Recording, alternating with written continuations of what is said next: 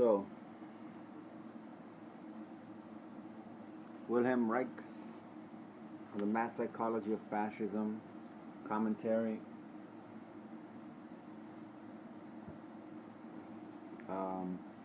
part 2. So I'm just going to be doing the glossary. It's good enough for me, and I talk enough for it. So anyways, bions, vesicles representing transitional stages between non-living and living substances. They constantly form in nature by a process of disintegration and of inorganic and organic matter, which process it has been possible to reproduce experimentally. They are charged with orgone energy and develop into protozoa and bacteria. Biopathy, a disorder resulting from the disturbance of biological pulsation in the total organism. It comprises all those disease processes that occur in the autonomic life apparatus. The central mechanism is a disturbance in the discharge of biosexual excitation. That makes me think of Buddhism. In the original historic Buddha had a parable of a medicine, a man with a medicine. Or he used an analogy or a metaphor of the Buddha being, oh no, not that's Nietzsche. That might be both. But anyways, one of them talked about a medicine man applying the correct medicine, and as well the analogy that if like the commercials, like today's doctors prescribe lots of medications.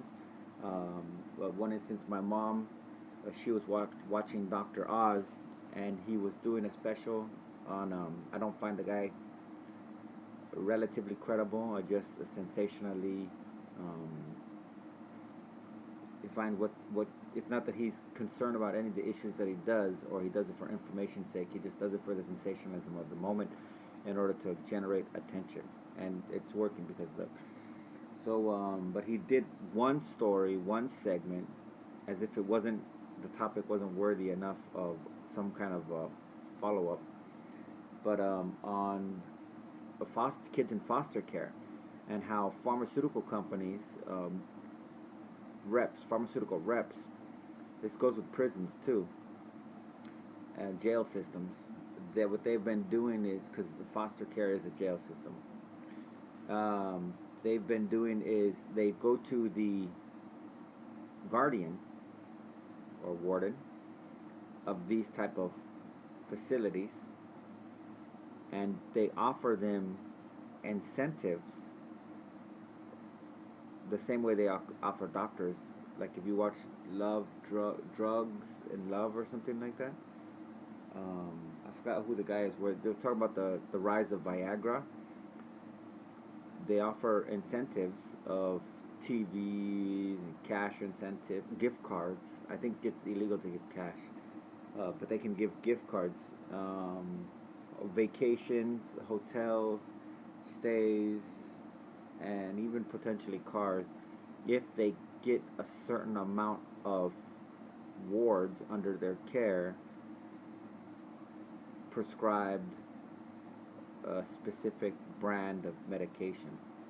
So what Dr. Oz found is some of these foster parents had gotten so exploited because of their own derangement that in one case, in his own investigation, he found something like a 8-year-old or 10-year-old girl that was on 14 different medications, and there was absolutely no need for any of them. It was just this predatory prescribing process that had her doped up beyond measure, without any regard to the developmental effects that it's going to have on her in that stage of life, just purely based on the sensation and the pleasure of I'm making money. This is the same way most religious people determine what's right, is through the financial effects of their behavior and their activities on the institution in which they gather, what they call worship. That's why they're all state sanctioned by the power invested by God and the state of California. So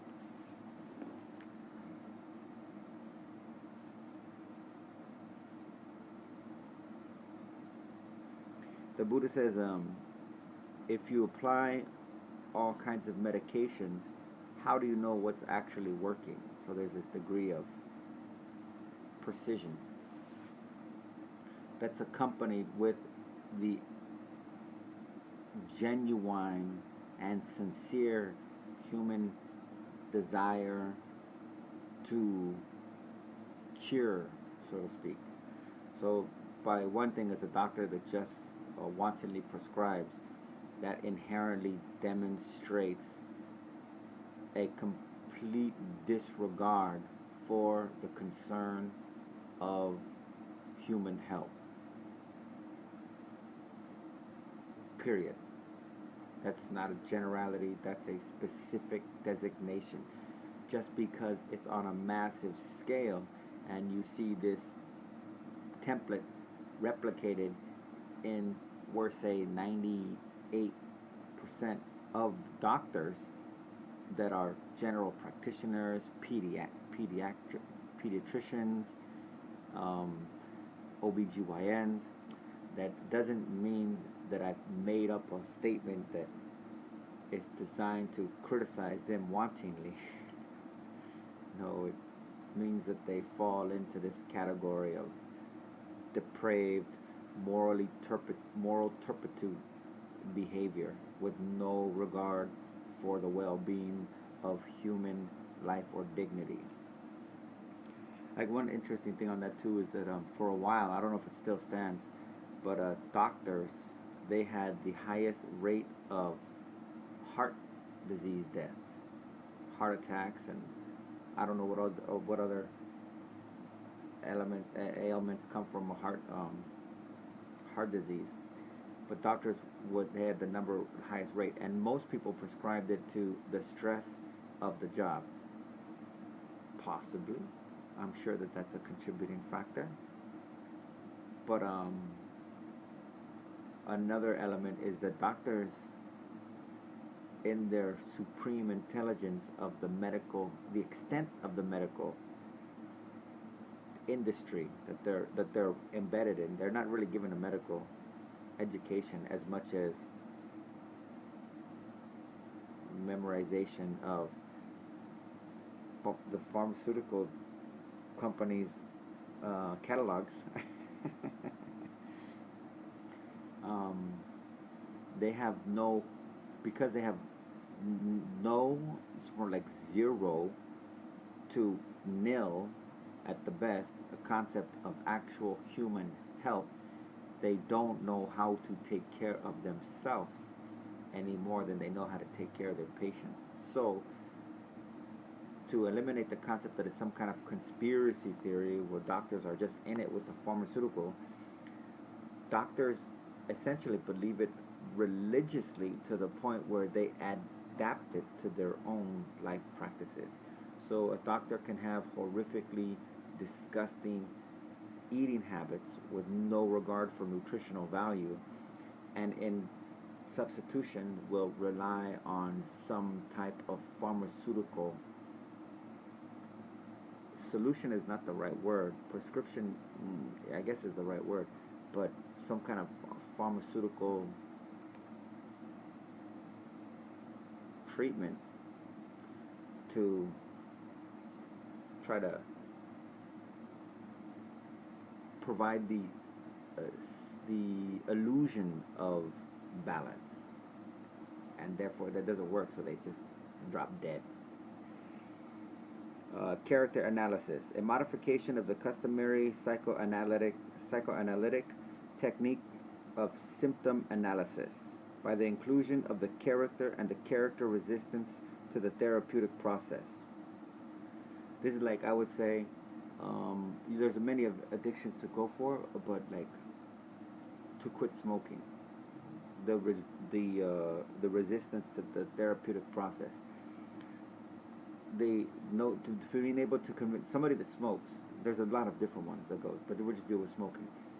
Someone that smokes who like this, that I've seen black and white movies from the 1930s in which they were asserting the cancerous and degenerative, murderous effects of cigarettes.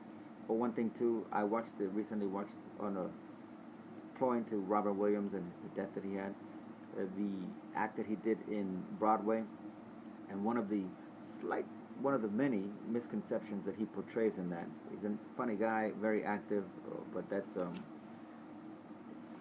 one of the very somewhat brutal misconceptions is when he gets into talking about Native American Indians, as he introduces or projects, he's just an antenna. He's like a baby that was lacking a lot of things, and so what he does is he understands his audience and the way that they think, and he can make statements that don't have to necessarily make sense, but as long as they contribute to the overall imagery that's in the head of the audience, and it was primarily white, middle class, upper middle class kind of stuff like that. He tried to be broad, don't get me wrong, but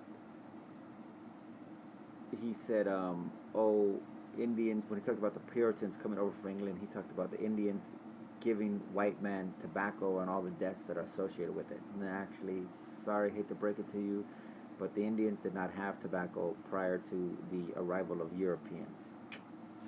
Historical fact.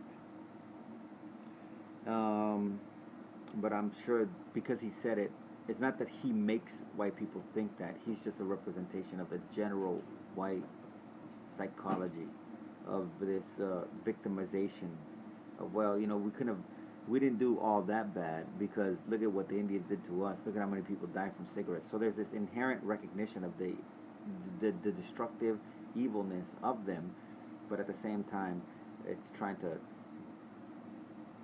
divert it. But so this therapeutic resistance. So just to deal with the black person in particular, white, only white hardcore racists, blatantly fascist, KKK type, Jim Crowian families, and Al Gore if Al Gore is a representation of the tobacco industry, it's that his family got out of it at the very best. But that's not to say that Al Gore is any less fascist. He's maybe less prone to violence because you have to understand the violent nature of the cigarette industry. It is murderous. Over 5 million people die around the planet. 500,000 of them are just from secondhand smoke. And most of those 500,000 that die from secondhand smoke are people that were subjected to it primarily through childhood and parents that had no regard for the well-being of their kid and the impact that had on those early stages of life. From medical professions, I saw a guy at a bank sitting there in a brand new Mercedes, 320, with his window down, waiting for the bank to open, smoking a cigarette with his 8-year-old kid in the seat next to him, thinking that's a far enough away as I need to go for my kid. But look I'm providing for him. I'm doing everything I need to do. I've earned the right to sit in this car and smoke at this distance from my son. That kid's fucked. That's not deemed as child abuse.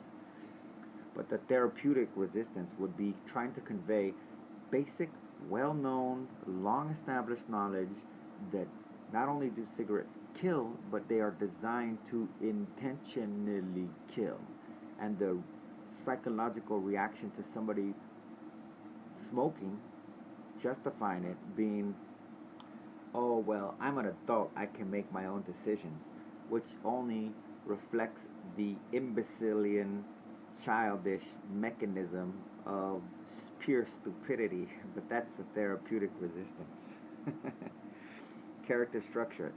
And then you get in, when you get into economic status too, the lower on the economic status someone gets, and the more reliant they are on cigarettes, you can also incorporate different levels of, you're giving money to massively wealthy, rich, white, murderous clans, and you have not the money to provide regular sustenance to yourself or housing correctly, and the justification is, well, it makes me feel better. It's this, again, it goes back to this imbecilian, childish resistance.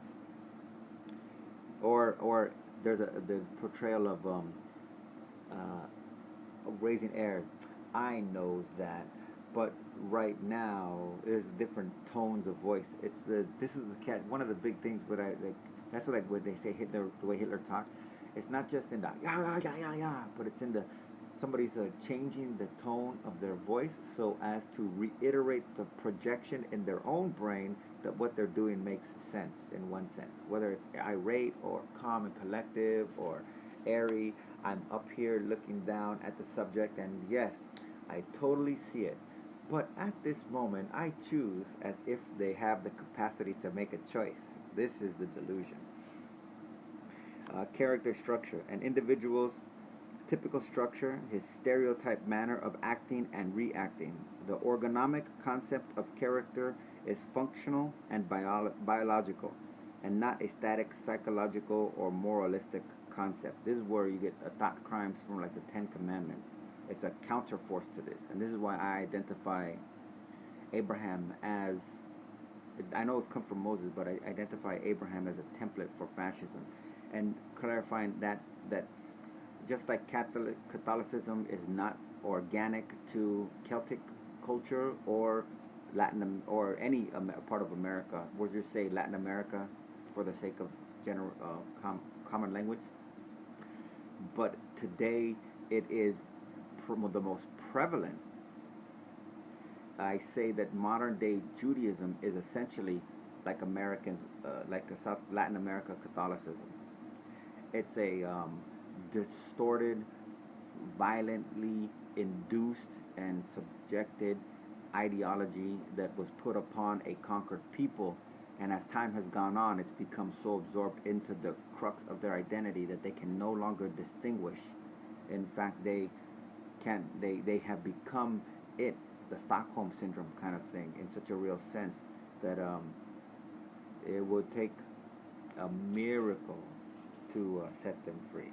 Orgasm anxiety, sexual anxiety caused by external frustration and instinctual gratification and anchored internally by the fear of dammed up sexual excitation. It forms the basis of general pleasure anxiety that is the integral part of the prevailing human structure.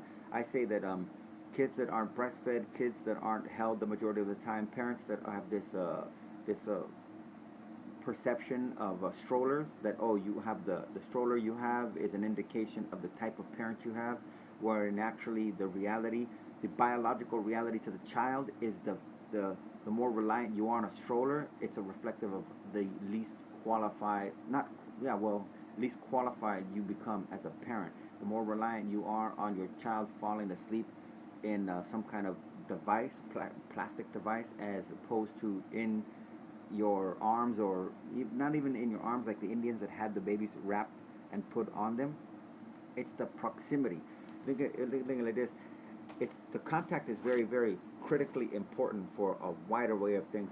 But just in the radiance of the human body, the heat that we generate, the energy, the not just the heat, but the, if you like the aura, they call the aura, the baby being in the proximity of the aura as opposed to being at a distance. At the weaker your aura is too, and you have your baby in a stroller, you have your baby in a crib, you have your baby in a swinger, you have your baby in anything other than around your, close to your body, within, I'm talking about within centimeters of your body, then this is a torturous, it's like not feeding the baby on an extended period of time. The further the baby is away for the longer period of time, the least amount of breastfeeding, doesn't matter if you're giving the baby, you're just providing the nutrients. Because, yeah, they're going to send the element, the main reason, you see, what it is in poor families, the mothers rely on formula, because the psychology in their head is they don't want to seem poor, and the expenditure, the consumption, the waste mechanism that comes with providing formula to an infant is a reassuring egocentric thing of, oh well, look, I'm not that bad, at least I could give the baby formula, when they have the very means to. This is how fascism operates, and this is not that they developed this on their own rationale, but this is a from birth they've gone through these same type of experiences. Organism, but yeah, it all starts with the separation from child. The mother-child bond is the sexual, because the gratification is trying to seek the comfort and the consolation that's absent in the modern day parenting of formula, of uh, cribs, of strollers, and stuff like that. Television. Orgasmic impotence, the absence of orgastic potency, i.e., the incapacity for complete surrender to the involuntary convulsion of the organism and complete discharge of the excitation of the acme of the genital embrace. It is the most important characteristic of the average human today, and by damming up biological orgone energy in the organism, provides the source energy for all kinds of biopathic symptoms and social irrationalism. And it's the other thing too is parents, particularly in Latin America, because of the influence of Catholicism, and this just using this as an example, the parents' prohibition. The child doesn't even know they're being prohibited, but the parent doesn't try to make a big deal about it, to be so subtle about it. But the prohibition of a child having the capacity to masturbate, and the development in this culture of sexual predators, the total sexual arousal or towards younger girls. This is the male that is obsessed with the fucking younger girls. This is just a blanket reality. Is the male that is trying to recapture in him a boyhood sense of innocence, but at the same time trying to target his mother. This male does not go for women for a reason, because a woman in the same capacity shuts down his fantasy that he is anything other than not sexually competent. And you might be able to fuck good, and that becomes the trophy sentiment of such a type of male figure, as in, look at what I can accomplish with these young girls, turning it into some kind of educational philanthropy. I'm helping out, but being totally reliant on the insecurities and frailties and undeveloped awareness of himself that he sees at this stage in life. Basically, the shit only works on a certain psychology. Either girls that have yet to surpass this stage of development, or women who have been so traumatized by life experience that their brain has never been allowed the capacity to get out of that juvenilistic state of survival. So, and it becomes, these trophies represent to the male figure uh, the release of, like, oh, look at how free I am. I can do this. Mostly player, has to be a playeristic mentality too. There's no commitment involved in it. And oh, look how high my sexual drive is. I appealed to these young or youthful or sexually energetic.